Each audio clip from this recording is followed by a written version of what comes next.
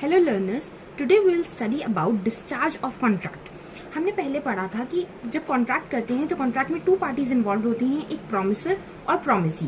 दोनों के बीच में जो अग्रीमेंट होता है तो दोनों के लिए कोई ना कोई ऑब्लिगेशन क्रिएट होती है कि आपको ये काम करना है या ये चीज़ फुलफिल करनी है। जब ये ऑब्लिगेशन कंप्लीट कर दी जाती है दोनों पार्टीज के थ्रू, जब उन दोनों ऑब्लिगेशन को कंप्लीट कर देते हैं, फुलफिल कर देते हैं, तो हम कहते हैं कि कॉन्ट्रैक्ट एग्जीक्यूट हो गया है। कॉन्ट्रैक्ट को एग्जीक्यूट करने के लिए हमारे पास दो तरीके के होते हैं, या तो हम परफॉर्मेंस करें उस कॉन्ट्रैक्ट की, या फिर कई सारे ऐसे मेथड भी होते हैं जिसमें एक्चुअल परफॉर्मेंस नहीं होती फिर भी उस कॉन्ट्रैक्ट को डिस्चार्ज मान लिया जाता है। डिस्चार्ज ऑफ कॉन्ट्रैक्ट का मतलब क्या है? Discharge of contract implies termination of the contractual obligation. Contract की जितनी भी ऑब्लिगेशंस हैं वो फुलफिल कर देना, उसको हम कहते हैं discharge of contract. Modes of discharge में हम काफी सारे पढ़ेंगे, by performance, by mutual consent और agreement, by impossibility of performance, by lapse of time, discharge by operation of law, discharge by breach. Modes of discharge of contract में by performance. सबसे पहले performance, हमने जो भी कॉन्ट्रैक्ट की obligations थी उन्हें फुलफिल कर दिया, परफॉर्म कर दिया, तब हमारा कॉन्ट्रैक्ट डिस्चार्ज हो गया। फॉर एग्जाम्पल, ए ने बी को प्रॉमिस करा था कि वो आपको अपनी कार 50,000 में सेल करेगा, 50,000 में अपनी कार सेल कर देगा।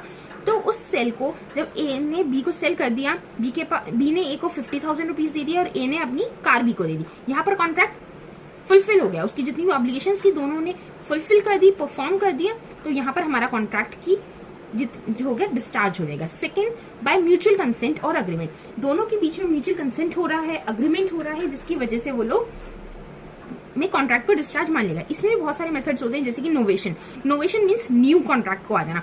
न्यू कॉन्ट्रैक्ट के आने से, फॉर एग्जाम्पल, ए और बी के बीच में कॉन्ट्रैक्ट हुआ था कि ए जो है बी को 1000 क्विंटल राइस सच अमाउंट पर देगा, लेकिन थोड़े टाइम बाद ए और बी में आपस में बात हुई कि हम राइस की जगह तो मुझे 800 क्विंटल वीट दे देना, और दोनों ही इस बात पर अग्री कर जाते हैं। तो क्या होगा, उनका जो पहले वाला कॉन्ट्रैक्ट था वो डिस्चार्ज मान लिया जाएगा, न्यू कॉन्ट्रैक्ट अब वैलिड हो जाएगा नोवेशन के थ्रू।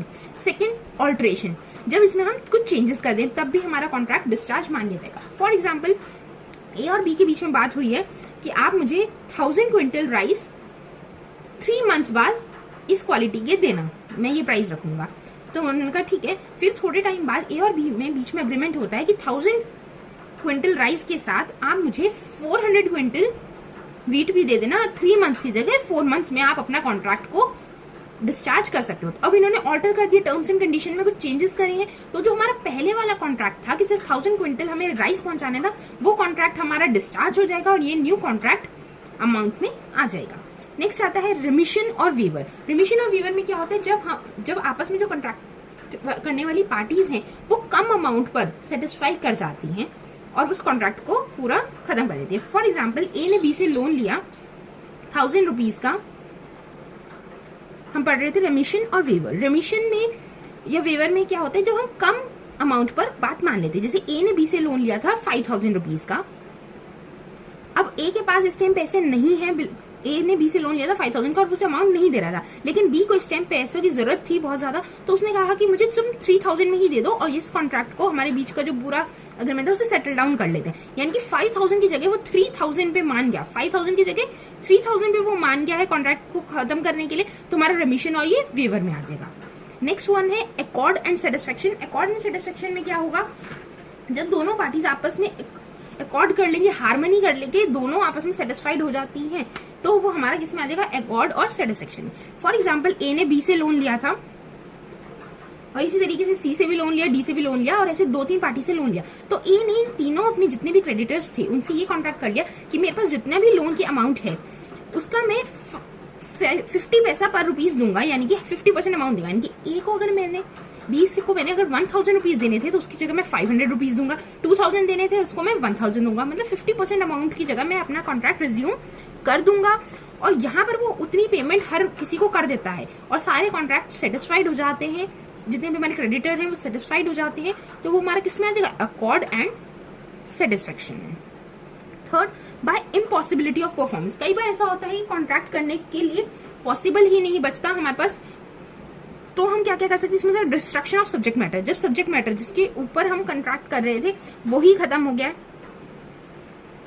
फॉर एग्जाम्पल, एक पर्सन ने एक कॉन्सर्ट करना था, एक सिंगर था, उसने कॉन्सर्ट करना था, उसने कॉन्सर्ट के लिए एक बिल्डिंग को या हॉल को अपना करा कि मैं इस जगह पर कॉन्सर्ट करूंगा, वहां पर अग्रीमेंट हुआ, लेकिन उस कॉन्सर्ट होने से एक दिन पहले ही उस हॉल में आग लग जाती है और वो कॉन्ट्रैक्ट, हमारा जो कॉन्सर्ट वाला जो प्लेस था, जगह थी, हॉल, वो पूरा का पूरा जल गया। तो अब यहाँ पे जहां पर कॉन्ट्रैक्ट, जिस चीज के लिए कॉन्ट्रैक्ट हो रहा था वो कॉन्ट्रैक्ट ही नहीं रहा, उसका डिस्ट्रक्शन हो गया, तो वो कॉन्ट्रैक्ट वॉइड हो जाएगा और ये माना जाएगा कि यहाँ पर कॉन्ट्रैक्ट का डिस्चार्ज कर दिया गया है।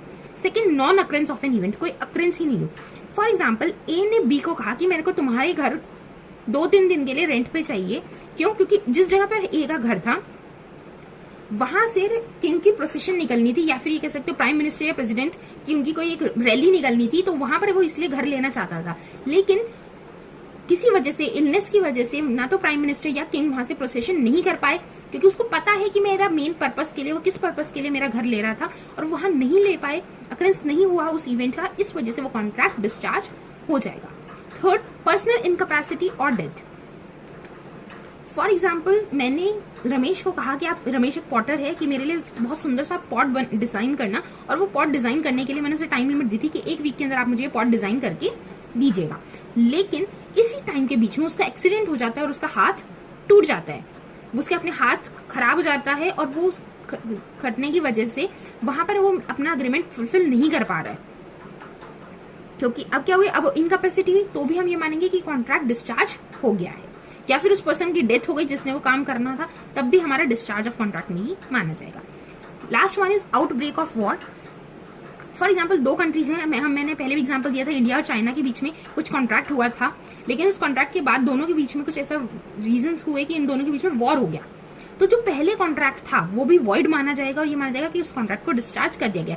अब उस कॉन्ट्रैक्ट को के लिए हम स्यू नहीं कर सकते किसी और पार्टी को कोर्ट में लेके जाके। नेक्स्ट आ जाएगा हमारा discharge by operation of law.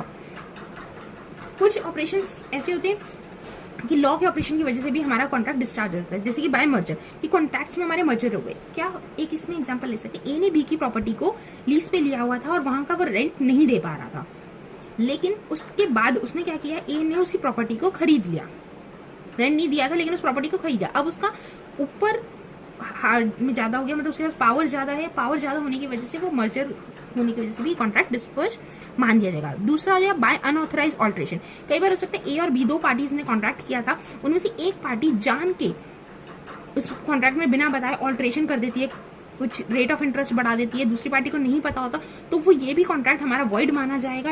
ये माना जाएगा कि इस कॉन्ट्रैक्ट को डिस्चार्ज कर दिया गया, क्योंकि दूसरी पार्टी की नॉलेज के बिना ही आपने चेंजेस कर दिए हैं कॉन्ट्रैक्ट में, तो वो कॉन्ट्रैक्ट डिस्चार्ज माना जाएगा। Next one is by insolvency. आप ए ने लोन लिया हुआ था बी का, और अब बी ए को इंस्टॉलमेंट घोषित कर दिया गया है लॉ के थ्रू, तो अब बी के पास कोई राइट नहीं बचता कि वो उससे पैसे ले सके, तो हम ये माना जाएगा कि ए का जो लोन लिया हुआ था वो अमाउंट डिस्चार्ज हो गया उनके कॉन्ट्रैक्ट के लिए। नेक्स्ट आ जाएगा डिस्चार्ज बाय ब्रीच। ब्रीच क्या होता है, धोखा देकर किसी एक पार्टी ने उसको कॉन्ट्रैक्ट को ब्रीच कर दिया है, तोड़ दिया गया, तो हमारे में क्या होगा, तो भी हम इसे डिस्चार्ज ऑफ कॉन्ट्रैक्ट मानेंगे। ये 2 तरीके के होते हैं, एक होता है हमारा एक्चुअल ब्रीच, दूसरा होता है हमारा एंटिसिपेटरी और कंस्ट्रक्टिव ब्रीच।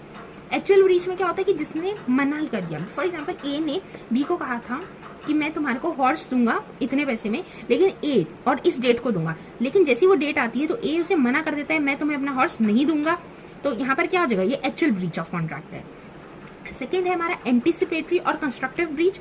एंटिसिपेटरी ब्रीच में क्या होता है कि वो टाइम लिमिट आने से पहले ही आपको बता देता है कि मैं ये कॉन्ट्रैक्ट नहीं कर रहा हूँ, या वो स्पेसिफाई कर देता है कि जैसे ए ने उसको कहा था कि मैं अपना हॉर्स आपको दूंगा, लेकिन उसने क्या किया, डेट आने से पहले ही अपने आपको ये स्पेसिफाई कर दिया, ये दिखा दिया बी को कि मैं तुम्हें अपना कॉन्ट्रैक्ट नहीं देना चाहता, अपना हॉर्स नहीं देना चाहता, और वो उसी हॉर्स को किसी सी पर्सन को बेच देता है, यानी कि उन्हें कॉन्ट्रैक्ट को माना नहीं, पहले से ही तोड़ दिया, तो हमारा एंटिसिपेटरी ब्रीच ऑफ कॉन्ट्रैक्ट में हो जाएगा।